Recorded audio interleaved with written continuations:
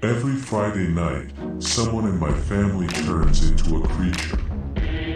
It's been happening every week ever since I turned 15. After midnight, the first person to come downstairs transforms. It always comes from me. I'm the closest person since I stay in the single bedroom downstairs. Everyone else stays in the rest of the rooms upstairs. The first night it happened, I was scrolling on my phone past midnight, taking a break after finishing my homework. I heard my mom's footsteps come down the stairs but didn't give it much attention. Around this time, it wasn't unusual for her to get a cup of water or clean up things left on the kitchen table. I heard the clink of her cup and the flow of water.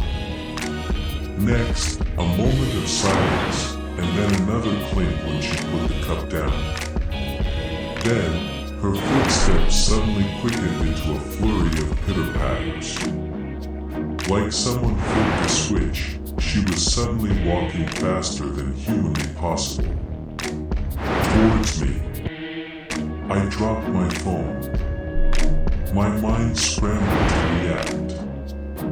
Her figure emerged from the door. She looked, well, different, to say the least. Her limbs stretched out on either side of her body, making her arms and legs equal length. The nails on her fingertips elongated to look like claws. Running on all fours, her hair was in thin, long strands, and was black, which differed from its usual brown color. Her back bent in an unnatural way where you can see her spine and shoulder blades pop out when she walked, like the way a lion or a tiger looks when they move. She looked like she was made out of skin and bones, making her regular clothes sagged off of her impossibly skinny new form. I opened my mouth to scream. She lunged at me. The moment she grabbed me, I went still. Pain seared down my arm. My mom, or whatever she turned into, stepped back to analyze me. It took me a second to figure out I wasn't frozen in fear, but just frozen. I couldn't move my body, no matter how much I tried. My mind was panicked, but my body couldn't express it, nor could I cry. The creature walked out of the room. I didn't start moving again until a full 24 hours later. I couldn't eat or sleep, I was just frozen in time. The entirety of Saturday, my family lived on without me. In the afternoon, my sister walked into my room where I still sat. Help me, I thought. Please tell me what is happening. Instead, she turned towards my empty desk chair, greeting me and asking a question.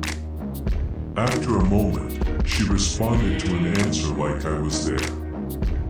I wasn't sure what they were seeing, but it's clear that they were seeing and living with another me living my life for me. When I was released on Sunday a little after midnight, I tried asking my parents about the situation. They told me to stop making up stories. There were large gashes on my arm where the creature had grabbed me. I still have scars there. My family acts like it's always been there. Over the next few days, I stationed myself near my bedroom door every night, listening closely to every little movement after 12.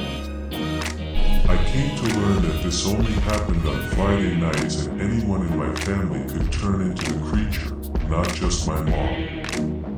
The solution to this problem was to simply lock the bedroom door when the time came. The creature would screech and scramble on the other side, but it wasn't strong enough to knock the door down. Its hands reached under the doorframe, scratching at the carpeted floor, but it was futile. Over time, it became something of a joke. I would lock the door and listen for the quick footsteps before saying something like shut up or fuck off. Without fail, it always evoked a loud screech from the creature, and then I would laugh as it crashed against the door. The funny thing was, each one of my family members has a different screech, so I could tell who it was by listening to their vocalizations. Then I would confirm by looking at the hands that reached under the door, which remained unchanged after the transformation despite the nails. This did have downsides though. If I had to study late into the night or if I was trying to sleep, I would always put in earplugs to try to drown out the relentless banging on the door. I got used to it eventually, but it was difficult to adjust. Now, I've finally graduated from high school and am on my way to college. I've dreamed about this for years, about not having to stay on my toes on Friday nights and enjoying it just like everyone else. I met my roommate Emily a few days ago. Everyone was moving into the dorm since school was starting soon. We clicked right away, becoming best friends like we have known each other for years. We spent some time exploring campus and partying together. She was the best roommate I could ever hope for. But everything changed. The day passed like normal. I spent the morning meeting new people in school events and then hanging out with Emily. After nightfall, we went downtown to get dinner and raced each other to the arcade. I haven't had this much fun on the weekends for a long time, too focused on studies to do so. Eventually, I went back to the dorms, Emily close behind me. It was well past midnight. We both prepared for bed. After scrolling on my phone for a few minutes, I laid down to sleep, only to hear scrambling beside me. I turned to see what was going on. My roommate was stationed in the farthest corner of the room, hands grabbing the walls for stability, looking at me with a terrified expression. "What are you?" I was immediately confused. We had spent the entire day together, and I didn't understand what she was asking me. Then I noticed the long gashes on her arms. Realization stabbed me like a knife. The Emily that I had been with the entire day was not the real Emily. In fact, it was the Emily that was put into my mind. Just like the way my sister saw another me. She had been frozen until now. I didn't mean to make her go through that.